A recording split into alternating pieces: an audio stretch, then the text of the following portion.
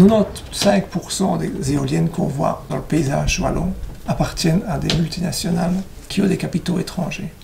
Donc ça veut dire que 95% de richesses qui sont produites par ces machines en Wallonie s'évadent, enfin une grosse partie s'évade à l'étranger. Et donc quand on réfléchit en termes d'autosuffisance et d'autogestion, il y a déjà un souci.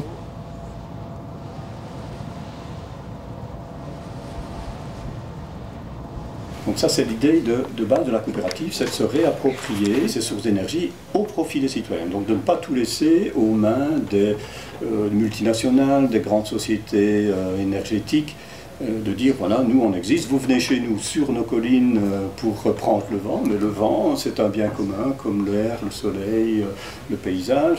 Nous, on a notre mot à dire sur ce projet, et on estime qu'on a droit à un certain retour aussi, hein, une participation aux bénéfices que vous faites.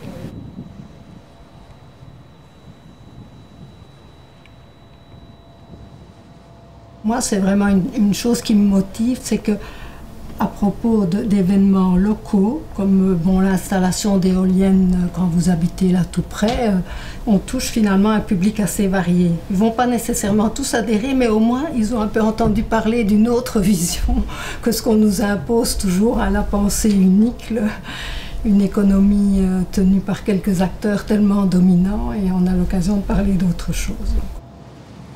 La question générale, si 100% d'énergie renouvelable c'est possible, oui. Et il y a des études très sérieuses que les gouvernements ont commandées qui le montrent. Ils le savent. Mais bon, il y a des influences contraires, et les grandes entreprises, elles ont encore un pied dans le nucléaire, le charbon, le pétrole, le gaz de schiste, tout ce qu'on veut, mais ils sont en train de se rendre compte qu'ils doivent absolument aussi prendre pied dans les énergies renouvelables.